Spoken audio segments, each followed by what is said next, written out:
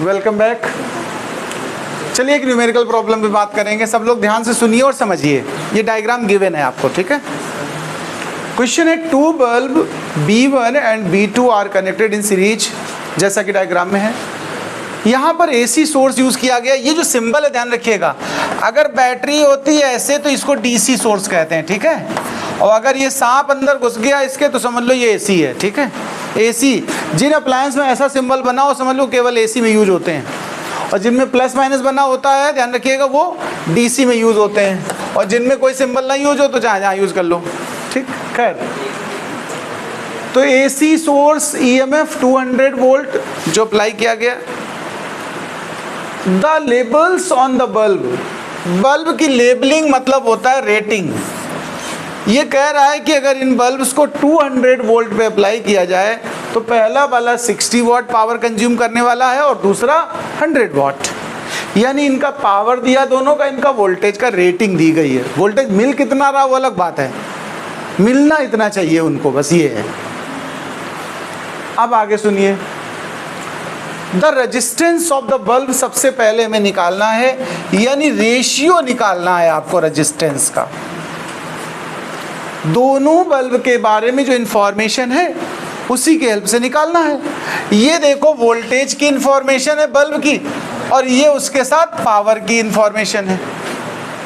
ऐसा ही दूसरे के साथ है। तो एक काम करते हैं, कोई ऐसा फॉर्मूला लाते हैं जिसमें R होता हो, V होता हो और P होता हो। तो पावर का एक फॉर्मूला होता है वैसे जो हम सबसे ज़्यादा याद करते हैं वो VI होता है। इसी में अगर I हटा देते हैं ओम्स लॉ के हिसाब से, देखो ओम्स लॉ क्या कहता है, V इक्वल टू IR, तो I इक्वल टू क्या होता है V/R। तो इस हिसाब से क्या बनने वाला है V²/R। देखो, तो जो हम फॉर्मूला यहाँ इस्तेमाल करेंगे R की जगह वो क्या रखेंगे V²/P। तो एक R का फॉर्मूला यहाँ रखोगे V²/P। तो फर्स्ट बल्ब है इसलिए P1 लगा दो। यहाँ रेटिंग में दोनों के लिए वोल्टेज सेम है इसलिए हमने सफिक्स में 1 नहीं लगाया, चाहे तो लगा लेना, बाद में वैल्यू रख के काट देना, उससे कोई ज़्यादा फर्क नहीं आने वाला। देखो ये P2 ऊपर चला जाएगा सबसे और P1 नीचे रहेगा और V1²/V2², लेकिन ये यहाँ पर इक्वल गिवन है। इस जगह हमें कितना दिया उस बल्ब को, हमने इसको यूज़ नहीं किया, हमने उसको कितना उसको चाहिए था उस हिसाब से रेजिस्टेंस निकालते हैं। रेजिस्टेंस ये रेटिंग से निकल आता है। तो कुल मिला के P2/P1 बचा, और सेकेंड बल्ब की पावर कितनी की गिवन है आपको बताओ, 100 वाट।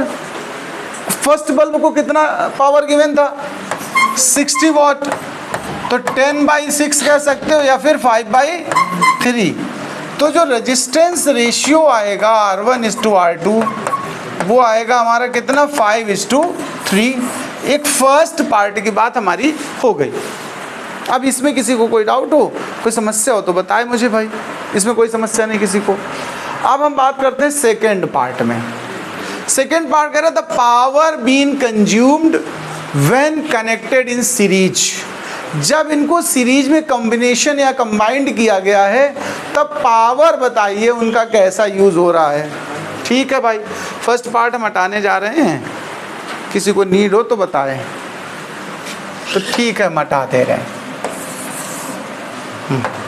ये वाली आओ भाई, हम फर्स्ट पार्ट हटा के अब सेकेंड पार्ट पे बात करते हैं।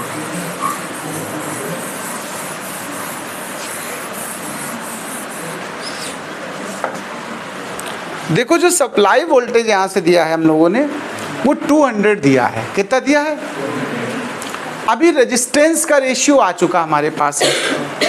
हम किसी तरह से करंट की वैल्यू निकाल लें अगर, तो हमारा काम आसान हो जाएगा, ठीक है। पावर आसानी से निकाल पाएंगे। अगर पूरा 200 मिलता देखो तो पावर निकालने का, हम पावर कंज्यूम्ड का जो बात करते हो एनर्जी के फॉर्म से निकाल लेते। किससे निकाल लेते हम लोग? एनर्जी के फॉर्म से निकाल सकते थे। चलिए सेकेंड पार्ट की हम बात कर रहे थे, जब इसको देख लें। फॉर्मूला हमारे पास P का एक होता है P = I²R, होता कि नहीं होता भाई? देखो P = VI, और V को अगर ओम्स लॉ से हटाओ तो क्या लिखोगे I × R। इस V की जगह IR रख दो, और एक आई पहले से, तो क्या बना आई स्क्वायर आर बना। तो पावर का हमारा फॉर्मूला हो गया फर्स्ट के लिए आई स्क्वायर आर वन। सीरीज होने की वजह से करंट दोनों के पास कैसी रहेगी, सेम, तो सफिक्स नहीं लगाया मैंने। तो I square R one by I square R two, I cancel R one by R two, जो आर वन आर टू का रेशियो था वही किसका आ गया, P1 P2 का। थर्ड पार्ट में हमसे क्या मांग लिया देख लो जरा, V1 V2 का रेशियो मांग दिया। वोल्टेज, अगर पावर से हम वोल्टेज का फॉर्मूला बनाए, देखो यहाँ देखो P is equal to V square by R है, तो वी स्क्वायर क्या होगा P इंटू आर। तो फर्स्ट बल्ब का V1 स्क्वायर, तो P1 into are one, second का V2 स्क्वायर, तो P2 इंटू आर टू। और देखो एक बात समझना,